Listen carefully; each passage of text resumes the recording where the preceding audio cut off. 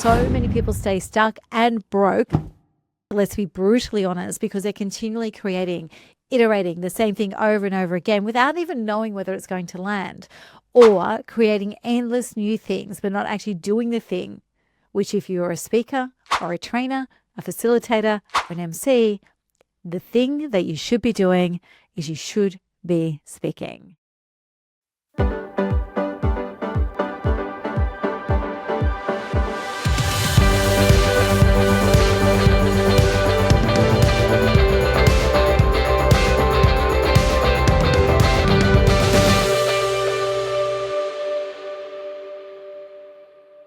Hey there, and welcome to episode 76 of the Speaker Driven Business Podcast. And this one is me jumping in to talk about some of the things I've really been observing in the first half, because we're now in June 2025, in the first half of this calendar year with my private clients across our programs, and just some things that I want to bring to your attention.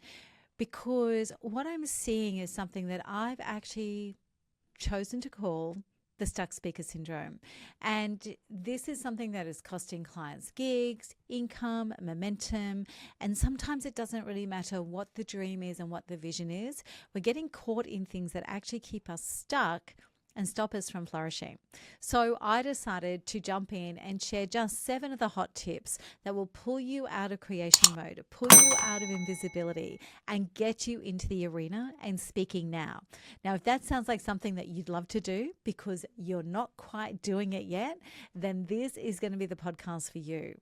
So the first thing, and this is coming up a lot, and I think it's because we are now shifting, we are well and truly post-pandemic, and obviously from 2020 to around 2023, we had to really rely on online personas, digital marketing campaigns, digital spheres, social media, a lot of that sort of thing. And in that, it's almost like we've lost the muscle of showing up in person.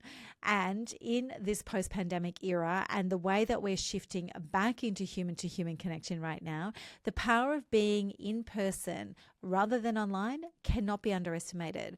And I have people whose books are not filling and whose opportunities are a little bit lax.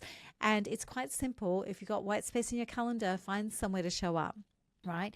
Nothing beats being belly to belly, eye to eye, person to person, and feeling each other as you have a conversation, right? And right now, I know that those people who are showing up in person, who are visible, become trustable and they become familiar. That in-person networking and connections actually now matter more than before COVID, in my view. And whilst we do understand that getting on the stage and into the arena, that if our content is great, that we will get engagements from that, we forget to actually translate that to our everyday business development activities, because speaking is a business. And so what I mean by that is, if it's good enough to expect to get onto the stage and get additional gigs, then it's also good enough to show up in person in the rooms where decision makers are, who might give you their stages. And the way that I put it is this: be in their room until they will give you their stage. Because the simple truth is, decision makers don't develop enough familiarity and trust in you to hand you their main stage slots up front. And if you don't already have a big following and you don't already have highly engaged content, they are not going to trust you until such point as they get to know you. So instead of actually sitting back and waiting and wondering where you start, block out time every month in your calendar to attend or volunteer at 2 live events where your ideal organizers or clients frequent. Make sure you introduce yourself, offer to help backstage, hand out name badges. Heck, you guys as speakers offer to be the MC. And follow up with them afterwards to build a relationship, not to pitch yourself. The first step is always building a relationship. The goal in this is to become a familiar, trusted face long before you ever pitch a talk. And some of the best engagements and experiences and relationships of my entire speaking career started out exactly this way. So that's the first one. Be in the room until they will put you on their stage. The second one, and I'm seeing this so frequently, especially for our emerging and breakthrough speakers. The second one is this: stop creation mode and get in the arena. We have incredibly smart, brilliant people who are creative and able to produce content and products and services and talks and presentations and slide decks, and they're still sitting at home practicing to their mirror. The creation mode actually has to stop at some point, and you have to get into the arena. So many people stay stuck and broke, let's be brutally honest, because they're continually creating, iterating the same thing over and over again without even knowing whether it's going to land, or creating endless new things but not actually doing the thing, which if you're a speaker or a trainer, a facilitator, or an MC, the thing that you should be doing is you should be speaking. So what I want you to do, if you're finding yourself really stuck and loving being in creation mode, but every time you look at your bank balance, it's not quite growing or building to where you want it to be, I want you to do this. Set a hard deadline for your first speaking commitment. I don't care whether it's a 10-minute slot at a local meetup or a free webinar or an actual paid gig, a low bono gig, whatever it might be. Submit at least 3 talk proposals before that date. Then build only the stories and the slides and the presentations and the speeches that you are going to need for the gig that you win. No more endless talk. Speak first, refine second. So that's the second one. Stop creation mode and get in the arena. The third one, and I see this all the time, and if there's one thing that I can speak into really, really strongly, it's this one. So the third thing that I see all the time is that we're chasing the big stages only. And we do want the big stages and we do want the well-paid stages. But if you've got white space in your calendar, get off your ass and get any stage. You know, Julie Cross, who was the Australian Keynote Speaker of the Year in 2023, I think it was 23 or 24. She says all the time, it doesn't matter what stage you get, just own the stage you have. Treat it like it is the best stage of your life. And I couldn't say this more strongly for all of you listening. You will get the big stages, but I can tell you right now, if you haven't spoken in a room of 10 or a room of 100, you are not going to land if you were to, by some miracle, get a gig in front of 1,000 or 10,000, right? So stop chasing the big stages only. By holding out for what we call the marquee events or the large virtual summits or the really big things, you're actually ignoring smaller niche events that could really lead to something. Now, there is a hidden cost to this one, and that is that you actually miss out on practice. You miss out on early momentum, and you miss out on the word of mouth referrals that happen when you are in rooms. And this is also for you missing out on the chance to perfect your talk in front of a potential audience. Now, there was an earlier podcast that we did with Elizabeth McCormick, who is one of the highest ranked speakers in the US at the moment. She didn't start there. She started on small stages. In fact, she started by speaking at Rotary clubs. I think it was 140 something of them in the Dallas Metroplex, doing 10-minute presentations, which is not a keynote. So she chose to use those 10-minute presentations to really hone her opening story and her closing story. And that is how she got so good at it. The other thing is that nearly every single incredible stage or conference opportunity that I've ever spoken at started speaking small. And what I mean by that is started in the local rooms, the local chapters, then the regional events, then the state events, and then the national events, right? Stop holding out for the big events when you don't even have any small events. Get started where you are. And if your content is good and if you have a system around you, it is going to accelerate really quickly. But if you forever hold out for the big marquee style events or the big ticket events, you are never actually going to really build any form of momentum. And you are going to be the sort of speaker who comes to me confessing that they are really exhausted. And I don't want that for anyone. So that's number 3. Number 4 is stop treating networking like transactional DMs. We have become so accustomed to DM strategy. And as a side note, the DM strategy and the campaign strategy that we use for cold outreach in our business and starting to bring our clients through into it now, it's so conversational and it is so low key to start with. It is not cold DMing. So what is happening is in our digital spheres, many people are now blasting cold messages, exchanging LinkedIn invitations, and we're doing all of this and then hoping for conversions, right? So all that does is actually comes across as spammy. People ignore you and your brand gets diluted. Now, we had a really good case study of this about 6 months ago. One of our private clients, we actually got a list of 500 built for her to reach out to connect with on LinkedIn.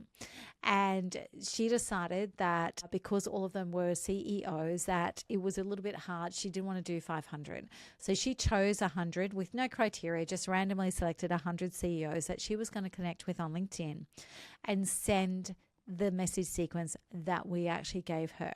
Now, that message sequence being used by email and by LinkedIn direct messaging, which is exactly the same as the cold audience. It is so conversational and tones so well that she had one response out of the 100 that went out via email, and she had one response out of the 100 that went via LinkedIn direct messaging, which was the same list of 100, so 2 people. What is really interesting is that by using the conversational tone instead of the cold DM tone, both of those responses actually turned into work, and it was more than $27,000 in secure gigs. So you can still do that strategy, but just like when you're in real life and just like when you're networking, it cannot just be cold and spammy. It has to start conversationally. It has to start with a moment of connection. It has to then build from there, right? I know everybody uses a metaphor. You're trying to marry me before you've even met me, and you're trying to marry me before we've had a date. And it's that version of that. But I want you to start thinking like that, because even dating now is very Tinder driven, right? As a metaphor and analogy, and it doesn't always work well. And I want you to start thinking like that. I want you to stop thinking like that. I want you to stop thinking that this is okay. Because when you blast cold messages, when you do the LinkedIn invitations and straight away drop into their inbox with, oh, have I got an opportunity for you? Or you must surely have an opportunity for me, it's not going to work. So what happens with that is people will actually start to ignore you, and your brand gets diluted because no one remembers you. Or if they do, they remember you for all the wrong reasons. So going back to what this one is all about, which is treating networking like you're actually in a transactional DM sequence, is what I want you to do instead of that is show up in person or live virtually where your prospects gather. So industry meetups, breakfast rounds, workshops. Invest in at least 15 minutes of genuine conversation with every person you met, and try this. Don't pitch them until you've met them at least twice. Right? Your life will change because of it. And that one is a slow burn, but trust me, when it takes off, it's like a J curve, and you won't believe the amount of opportunity you suddenly, miraculously, magically have in 6 to 9 months down the track. The next thing that I'm observing is people are over-engineering their offers. So I see this in so many ways, and it starts with not actually understanding how to price and offer and bundle and productize and all those sorts of things. So there is a bigger conversation around behind this, but if you over-engineer the offer, you are going to lose. And I relate this back to actually being in my previous career. So I was in labor hire, recruitment, consulting services, industrial relations negotiation, worked in mining services, industry, and also traffic control, as well as professional services. And there was this real pressure and real push that when we were doing proposals and tender responses to value add.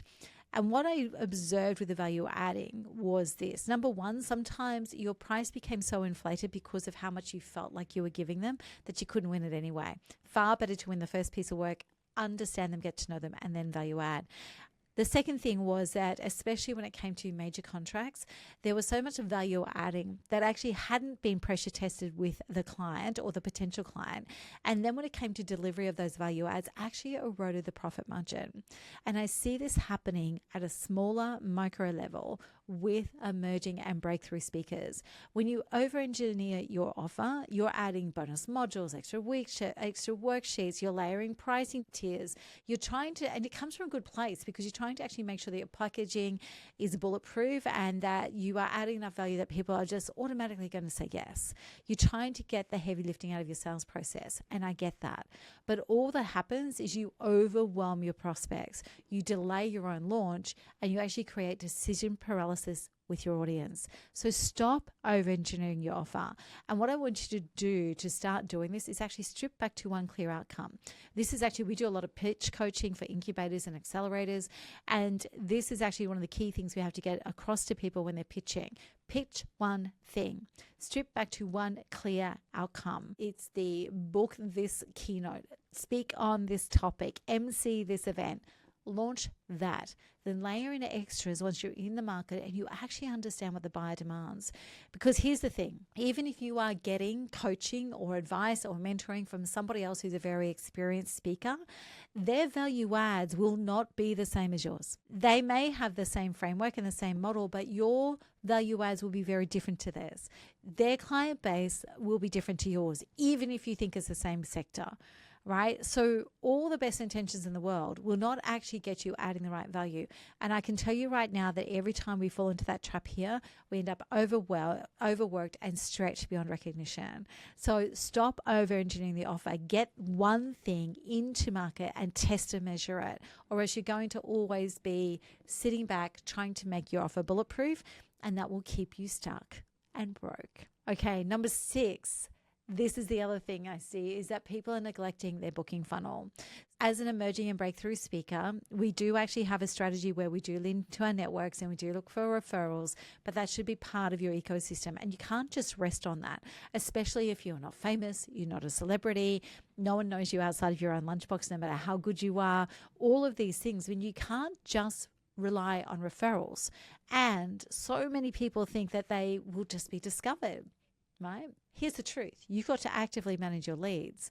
We worked with someone last year in 2024 who didn't use a CRM, actively resisted moving to it, and we simply couldn't nurture their audience. We simply couldn't actually put people into a process that kept them moving through.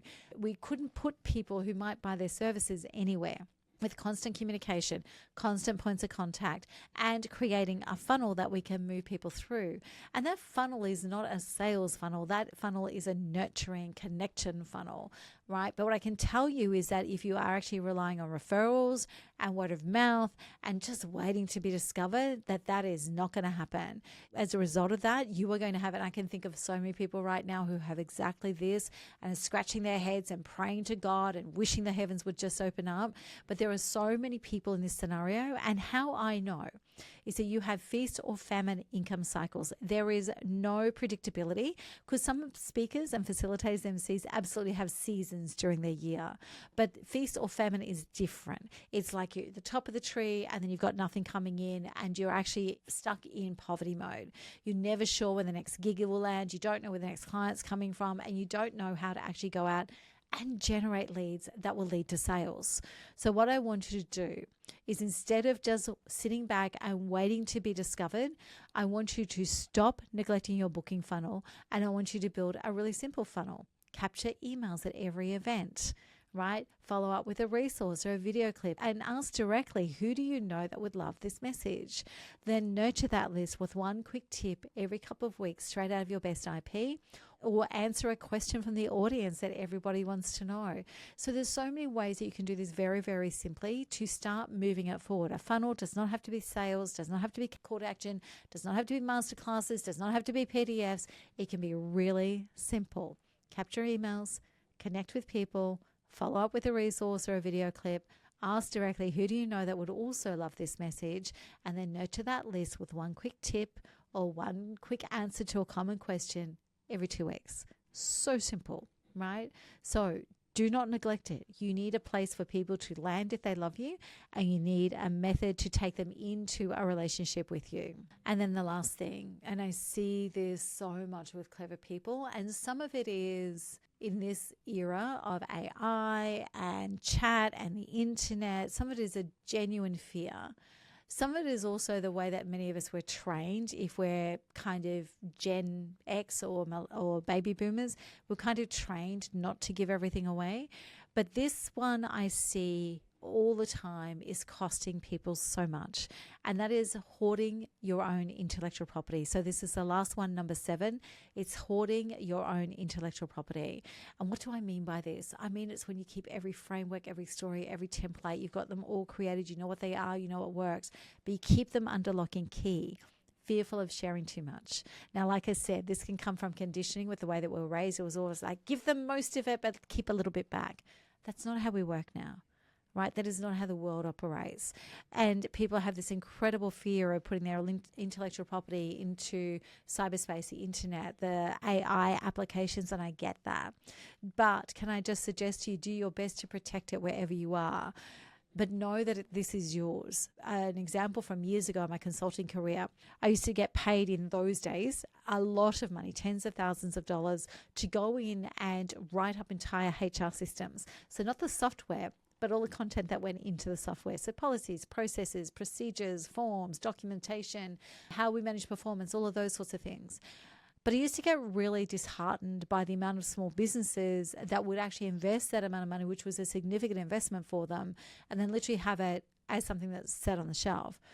And so what I did over time was I built software that could auto-generate 80 to 85% of it. And this was back in around 2011, 2012. And what that meant was that I could very quickly generate something that was 80 to 85% right, do some tweaking and ship that off to them for less than $3,000. And it worked really, really well.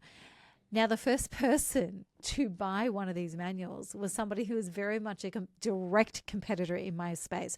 And I mean, not just was also a HR generalist and industrial relations consultant, but actually serviced the same industry. And my then husband actually said to me, you need to refund his money and not send it to him. And I'm like, no, I'm quite okay to send it to him. And he was blown away. He said, you do realize that he's going to like duplicate, replicate it, push it off as his own to his client base. So yeah, absolutely. But he doesn't know how it was put together. He doesn't know what was behind it. And the first challenge, he's not going to understand what he's changing and the danger he puts his clients in, because remembering I was very stringent and strict and legislatively driven. So I've never had a fear of sharing when I know that the creative process and the iterative processes come behind it, because people can actually replicate run one, but they can't go any further than that. The other major challenge right now, and I don't advocate putting it all into your content and your marketing content at all, but I do advocate you actually giving the best of what you have from frameworks and stories and templates and tools when you are actually delivering and presenting, whether it is virtual, whether it is as part of a marketing and sales funnel, or whether it is actually at the front of a room or on a major stage. And it's this: if you hold all of that back, prospects cannot see the value you offer. Your audiences will not get real value out of you, and you actually will remain the best kept secret. So many people come to me wanting to get out of the noise, but they won't give the best of themselves on a stage or in a presentation or in a webinar or in a masterclass. So if you are not actually giving the best of you, then you are not going to stand out in the noise.